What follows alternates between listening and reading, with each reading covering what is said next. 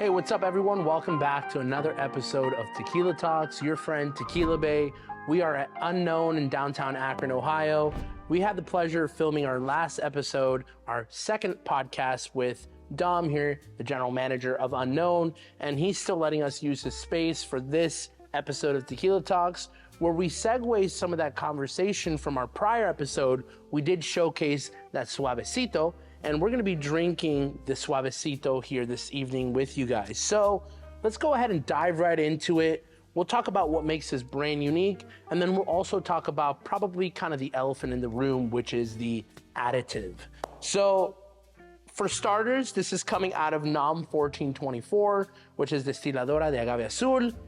This is a distillery, as I was kind of scouring Tequila Matchmaker, a lot of different products, so definitely a distillery that's focusing on kind of that private labeling, people that are coming in or brands that are coming in and doing these private label batches. So when it comes to the conversation of the additive or how this tequila is being made, it's being made in a facility that's using non-traditional executions, unlike of what Fortaleza or Siete Leguas, Tequila Ocho, that are these ancestral batches of tequila.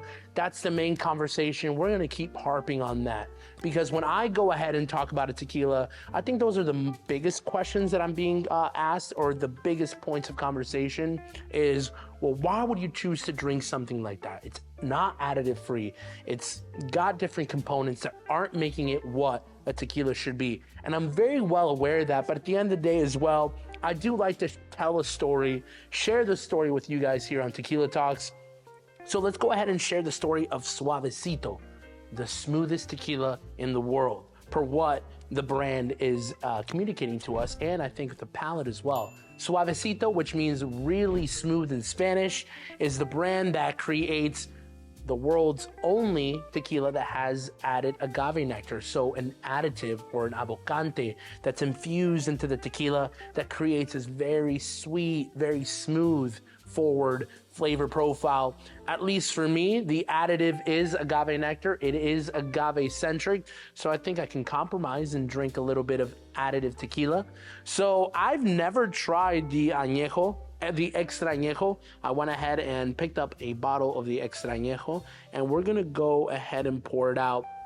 I know I normally drink the blanco, but again, this is a blanco that's gonna be maybe a little bit masked, a little bit with the abocante, with the additive, so we're not really getting the true essence of a blanco tequila. So that's why I'm gonna go ahead and be a little bit adventurous and drink the extra añejo here with you. So you pick up a bottle of this at the store, we're gonna see that Suavecito is made with 100% agave tequila and with agave nectar added. So they're kind of including that word added, additive. They're being transparent with us. That's what you guys want as a consumer. We talk about, well, we'd be okay with additives if the consumers were transparent about it. So I think that's what brings the value add to a brand like Suavecito that's telling us right off the rip, added agave nectar. Like any tequila, hecho en Mexico, made in Jalisco, 1424, and it's infused with agave nectar for a smooth finish. This is a 35% ABV, so 70 proof. So traditionally in Mexico, the ABV or the proofing is 70 or 35% alcohol. When it gets exported to the United States, it's traditionally 40% ABV or 80 proof, but this is a unique batch where we're drinking a traditional 35% ABV tequila like you would drink in Mexico. So when I hear stories, or when I've had products that come directly from Mexico, or people that are coming into El Patron, I drank a whole bottle of tequila in Mexico and I didn't really get that drunk. It's actually because it's less alcohol content. Now, I think regardless, you should probably get drunk off a whole bottle of tequila. You might have a problem if you're not getting drunk, but 35% ABV, let's go ahead and crack it open. It's my favorite sound. The world's smoothest tequila is right on the back. And it has this really nice kind of leatherette like label, very rustic. I do enjoy this brand of Suavecito.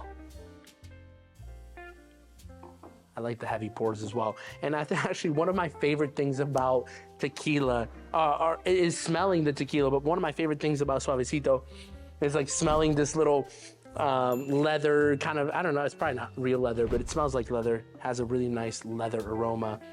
And let's see if we find that leather component in the tequila.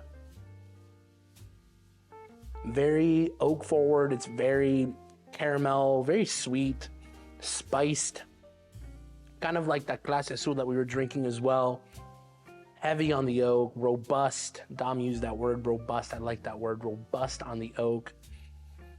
Very mineral, spiced. So let's go ahead and take a nice little sip.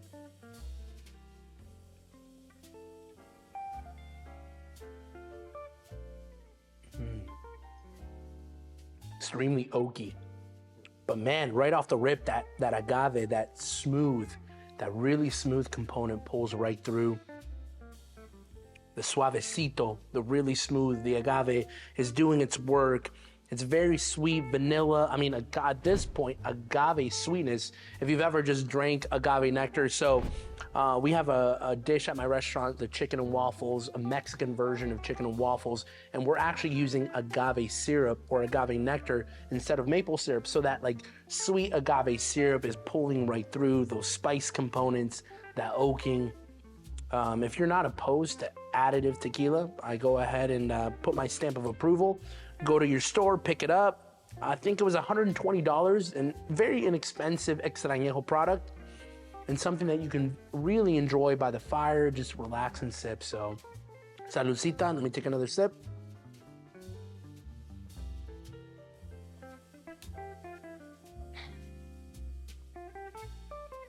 It's kind of got a note of like a brandy. There's like some citrus pulling through now. As I've let it breathe, there's kind of this like brandy, citrusy, sweet component.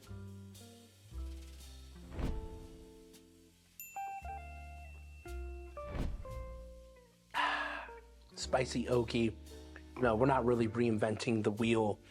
It's got all the great components of an extrañejo, and then with an added flair of the added agave nectar. So, if you like this episode of Tequila Talks, please go ahead and give us a subscribe, turn on your notifications, follow us, watch all the great content. Not only do we talk about brands that have additives in the tequila, we also talk about the tried and true nature of tequila, what the agave does, the terroir, the nuances of a time-honored product. So please go ahead and give me a follow. Check me out on Instagram and TikTok, Tequila Bay Official, your friend Tequila Bay with another episode of Tequila Talks. And on our next episode of Tequila Talks, I don't think we thought this through enough. I really don't know where our episode will lead us to, but we are actually getting near the end of the year to where I'm gonna take a little bit of a pause, a little bit of a break. It's been a long year of restaurant, food truck, Tequila Talks, all the different components that keep me busy. So we're gonna be taking a little bit of a break. We're gonna do a recap of the year. We're gonna give you some great content to finish out the year, but stay tuned for our next episode of Tequila Talks. It was a great time having you here and drinking with you, and you guys enjoy the rest of the evening. Saludcita.